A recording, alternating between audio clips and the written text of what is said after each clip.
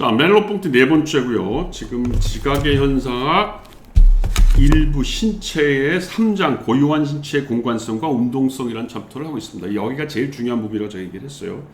그래서 신체 도식이란 말을 쓰고 있고, 여기 보면 이제 168쪽에 보면 드디어 이제 파이프를 짚는 것에 대한 예를 하고 있어요. 내가 파이프를 어두운 곳에 짚는다. 이게 뭘 의미하는 거냐? 그러니까 이제 결국 상황적 공간이란 말을 써요. 신체적 공간은 상황적 공간이라는 거예요. 최초의 정돈의 맨 밑에 168페이지 최초의 정돈의 정착, 대상을 향한 능동적 신체의 정박, 자기 과제를 맞이하는 신체 상황, 이게 바로 그 소위 신체 도식이고, 그게 상황적 공간에서 신체가 움직이는 방식이라는 거죠.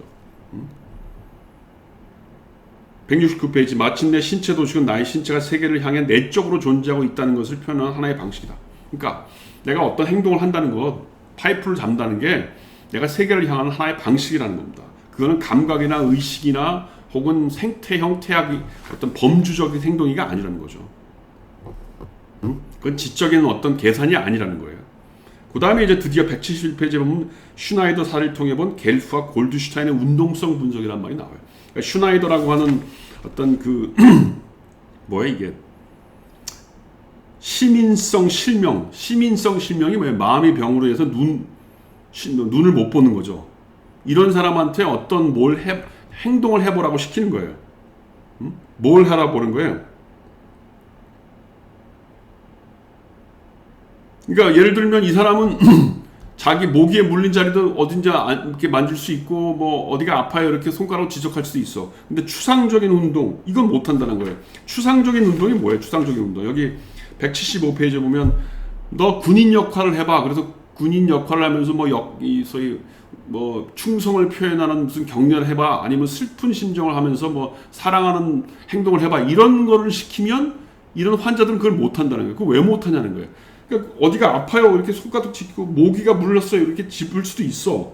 근데 무슨 군인 역할을 해봐, 아니면 사랑하는 사람의 역할을 해봐, 그러면 못 한다는 겁니다. 그럼 이게 왜 그런 걸 못 하냐는 겁니다. 그건 왜 그래요? 결국은 그 그러니까 어떤 상황 속에서 내 신체가 어떻게 행동해야 되는가 자체를, 다시 말해서 감각도 살아있고 지식도 살아있어요. 그런데 뭐가 사라졌냐면 실존적인 어떤 상황적 공간 안에서 내가 어떤 행동을 하는 것이 슬픈 표정이고, 어떤 행동을 하는 것이 군인 역할이고, 이런 거를 못한다는 거예요. 175쪽이 그거죠. 정상인은 명령에 따라 174쪽입니다. 정상인은 명령에 따라 군대식 격려를 수행할 때 바로 거기서 실험 상황만을 볼 뿐이고, 따라서 그 운동을 격려하는 의도를 명확히 나타내는 요소들로 환원시키지 그 운동에 몰입하지는 않는다.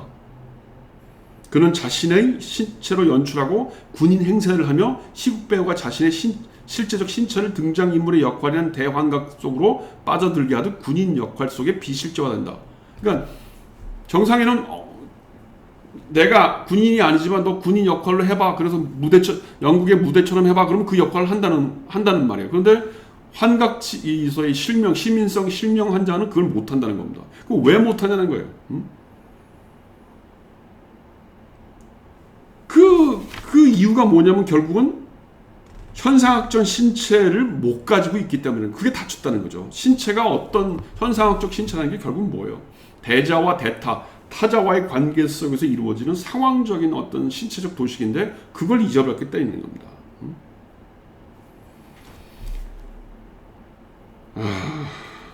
그래서 이 177페이지 맨 밑에 보면 18번 주석이 있는데, 나를 즉각 타자에 대한 대상의 조건으로 데려다 놓는 타자에 대한 나의 지각이 증거하는 것처럼 대타와 대자는 하나의 동일한 세계에 공존하기 때문이다. 그러니까 다른 사람과의 관계 속에서 내가 어떤 식으로 행동해야 되는지를 모른다는 거예요. 모기에 물렸어요. 여기 아파요. 그런 건 다 개인적인 실존에서 관계가 되는 거 아닙니까? 근데 군인 역할을 해요. 슬픈 모습을 해봐요. 이거는 어떻게 보면 어떤 문화적인 공간 속에서 타자를 염두에 두고 움직이는 신체적인 상황이죠. 그거를 못하기 때문에 그런 어떤 시국 배우가 하는 것처럼, 연극 배우가 하는 것처럼 군인 역할을 못한다는 겁니다. 이게 어떻게 보면 이제 멜로뽕트가 얘기하는 신체적 도식이고, 그게 역사와 어떤 문화적인 칭의와 역사적인 칭의를 가졌다는 의미고, 그런 의미에서 신체에 행동하는 걸 보면 타자와의 관계를 우리가 분석할 수 있다는 말의 의미입니다. 이게 이제 그거죠. 그 다음에 이제 지향성이라는 말도 나오는데, 우리가 아까 예전 강의에서도 그 지향성이라는 게 이제 작동으로서의 지향성이 있고 수행성으로서의 지향성이 있다는 말인데, 근데 얘네 같은 말이죠. 작동이라는 건 내가 그냥 뭐 움직이는 거죠. 나 스스로 개인적인 어떤 주체에 관련된 지향성이라고 한다면, 수행성이라는 건 타자와의 관계 속에서 움직이는 거죠. 그게 운동의 지향성이라는 겁니다. 그래서 이 구체적인 운동으로서 이게 183페이지 보면 구체적 운동의 지는 주어진 세계이고 반대로 추상적 운동의 지는 구성되는 거다. 그렇죠. 구체적 운동의 지라는 게 뭐예요? 그게 작동, 액트로서의 어떤 지향성이죠. 그건 나 자신에게 주어진 거예요. 그러니까 그거 저 세계를 이해하면 돼. 근데 추상적 운동, 아까 얘기했던 추상적 운동이라는 게 뭐예요? 군인 역할을 해봐, 슬픈 표정을 줘봐. 이거는 어떻게 보면 그 상황 안에서 움직이는 거죠. 예를 들어서 슬픈 표정이라는 것도 뭐예요? 서양 사람이 자기의 생활 세계에서 슬프다고 하는 표정과 동양 사람이 슬프다고 하는 표정은 문화적인 맥락이나 역사적인 맥락이 다르단 말이에요. 그러니까 구성된단 말이 그런 의미죠. 바로 그런 의미에서 추상적 운동을 못하는 건 문화적이고 실존적인 어떤 신체 도축이 망가졌다. 그 얘기를 하는 겁니다. 이 챕터가 좀 이해하기 어렵고, 이 안에서 이제 모든 게 이 멜로뽕트가 하고 싶은 얘기가 이 안에 다 이제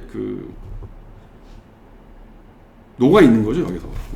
이 일부의 3장 고유한 신체, 여기가 포인트입니다.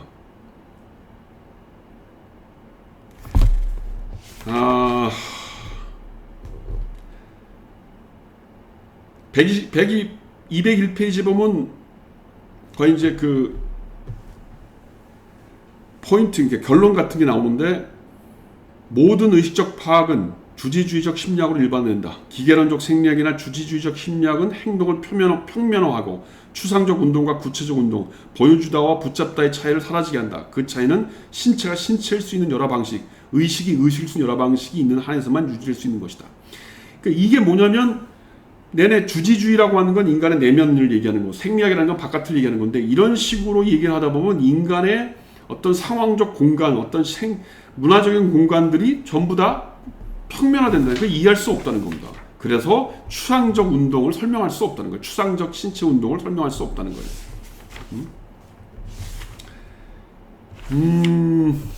그런 얘기가 지금 계속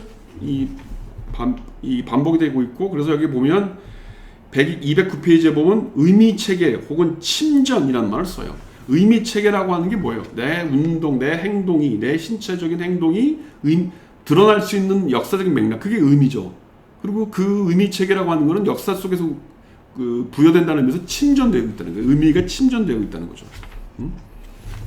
그래서 정상적인 희극 배우는, 정상적인 사람들은 이런 행동을 해봐, 뭐 슬픈 표정을 해봐, 경례를 해봐, 그러면 그 침전된 의미체계로 침투해서 이렇게 내가 행동했구나 아는 건데, 환자는 그런 의미체계가 침전된 세계로 침투를 못한다는 겁니다.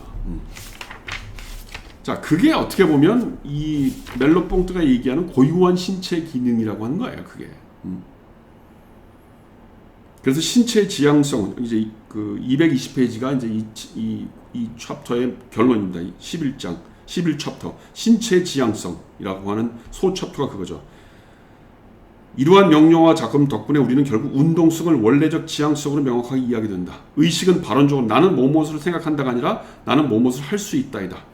슈나이더의 시각장애처럼, 우리가 아까 얘기했던 시민성 장애성, 슈나이더 케이스죠. 골드슈타인 얘기를 얘기하는 겁니다. 슈나이더의 시각장애처럼 운동장애도 표상의 일반적 기능의 상실로 귀결될 수 없다. 그렇죠. 일반적 시각의 장애가 아니라는 겁니다. 시각과 운동은 우리를 대상과 관계시키는 특수한 방식이다. 그렇죠. 우리가 대상 안에서 어떤 식으로 바라보고 행동하는 방식인 거죠. 대상을 향해 일어나는 손동작에는 그 대상을 표상된 대상으로서가 아니라 우리가 기투되어 있는 내던지는, 우리가 미리 곁에 있는, 우리가 떠나지 않는 너무나 특정한 사물로서 그 대상과 맺고 있는 관계가 포함된다. 이게 포인트죠. 야 일로 와봐 라고 할 때 우리는 서양에서는 야 일로 와봐 라고 하는 걸 할 수 있어요. 그리고 그건 오라는 얘기죠. 근데 우리 동양 문화에서는 이렇게 오라고 할 때는 저 사람이 내가 말하는 사람이 저 사람보다 나이가 많다. 그다음에 선생과 학생의 관계다. 뭐 이런 문화적인 맥락이 있는 거죠. 그 대상 관계를 모르면 저렇게 손을 흔드는 건 의미가 있을 수 없는 거죠. 우리 사이에서 젊은 나이 어린 사람이 어른한테 이렇게 손짓하면서 일로 와봐 이럴 수 있냔 말입니다. 그런 것들을 이해할 수 없다는 거예요. 시민성 이 장애인들은. 그래서 우리는 신체는 뭐예요? 즉자의 영역에 속하지 않고 대자의 관계에 있다는 겁니다. 요게 좀 어려워요. 이 챕터가 어렵고, 그 다음에 이걸 이해하면 메를봉트가 얘기하는 신체를 다 이해할 수 있습니다. 227페이지 보면 습관이라는 말이죠, 그게. 정신활동의 습관이고, 우리의 세계를 존재로 확장시키는 습관이라는 겁니다. 요거 끊고 갑시다.